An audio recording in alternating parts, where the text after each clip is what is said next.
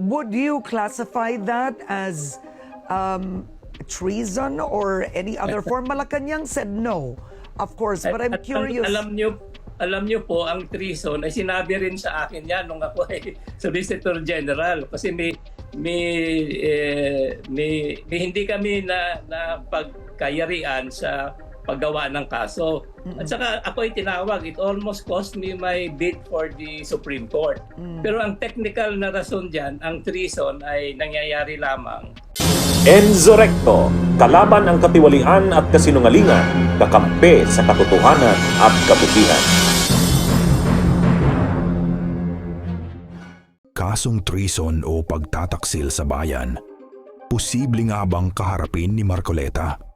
Ito ay kaugnay ng isyung lumutang matapos ang kanyang mga pahayag sa Senado na mas mainam na raw na i-give up na lamang ang Kalayaan Island sa China. Kaya dapat po mas interesado kayo kaysa sa amin. Ano ba talaga ipagpapatayan natin dito? We will offer our lives, including the lives of our children, and to die for it, for something that is not even within our EEZ. Ang gawin natin po para madali, i-give up natin yung KIG. Then, mako-coordinate na natin lahat. But until and unless nandun yung KIG, wala nga po nasa labas po ng ating exclusive economic zone. Paano po malalagay sa entire West Philippine Sea? Nag-hearing tayo sa CA.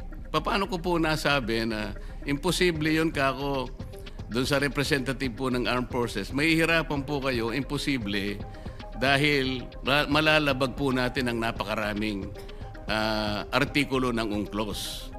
Hindi po natin mai-enclose, hindi po natin makokonek yung territorial seas nung napakaraming features na yon na ating ino-occupy.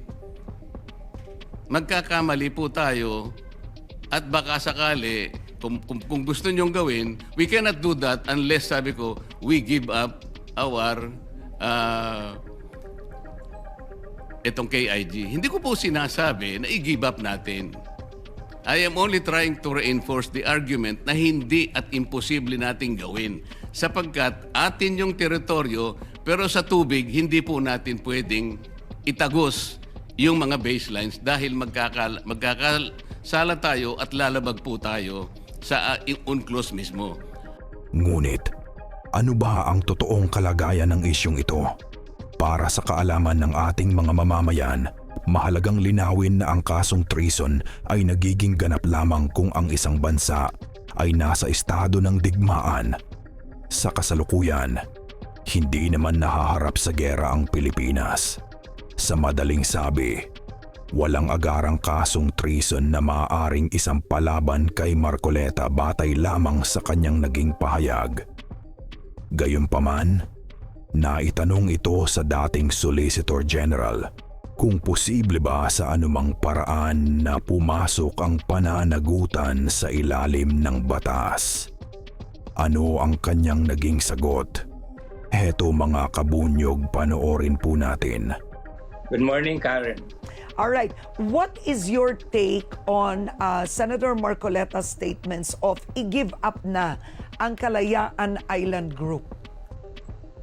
Well, I am not sure that I heard him give up because I did not listen to that interview of his. But if it is true that anybody should not, especially government officials, should not lightly say we should give up any inch of our territory. Kasi ang sinasabi po ni Senator Marcoleta, ang punto niya, nasa labas naman daw po ito ng exclusive economic zone. While Professor J. Batumbakal explained it quite clearly, I wanted your take on it, considering that you actually brought this issue, right? You brought this issue to the tribunal. Yes, ang Kalayaan Island Group ay outside of our EEZ. Walang kaduda-duda dyan. Pero hindi ko, at saka walang debate dyan. Ang hindi ko sigurado is whether Senator Marcoleta made a mistake or he was not informed Pero ang importante, isa ngayon, parang sinasabi niya rin na hindi yun ang gusto niyang mangyari. Okay, but you are saying it now, yes, it is outside the exclusive economic zone, but the Philippines has occupied the Kalayaan Group of Islands since the 1970s, and in 1978, no less than the late President Marcos Sr. included this in the municipality of Palawan. So, yun ang tinatanong ko sa inyo because UNCLOS made it clear they only cover maritime rights, maritime domain. Lupa po yun na na-occupy na natin. Tama po kayo, Karen. Under ang UNCLOS kasi ang nasa jurisdiction ng UNCLOS ay ang mga karagatan lang. So tama kayo, ang Kalayaan at the most important to me is just last year, I think, meron tayong bagong law, Maritime Zones Law, na talagang sakop natin ang Kalayaan Island. So walang question diyan. Hindi ko nga siguro ang nangyari ay, alam mo, ang international law ay para sabi nga ay isang pag-aaral na maraming mga hindi pa lubos na established na. So parang hindi lang nagkaintindihan. Yun ang ano. Pero ang importante, ang Kalayaan Island ay sakop ng Pilipinas at walang ninumang Pilipino ang makapagsabi na i-give up natin ito. Would you classify that as treason or any other form? Malacanang said no, of course, but I'm curious. Alam niyo po, ang treason ay sinabi rin sa akin yan nung ako ay Solicitor General kasi may hindi kami na pagkayarian sa paggawa ng kaso. At saka ako ay tinawag, it almost cost me my bid for the Supreme Court. Pero ang technical na rason diyan, ang treason ay nangyayari lamang kung may digmaan. But then it's being used colloquially na yung kung hindi ka kampi sa Pilipinas, you are treasonous. But alam mo, ito palagay ko ay nasasakop na rin sa 2028 kasi malapit na tayo magka-eleksyon.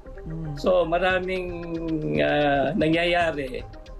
At ang West Philippine Sea ay sa palagay ko isa magiging importanteng issue sa eleksyon. Yan mga kabunyog, narinig po natin ang naging paliwanag ng dating Solicitor General na si Jardelesa.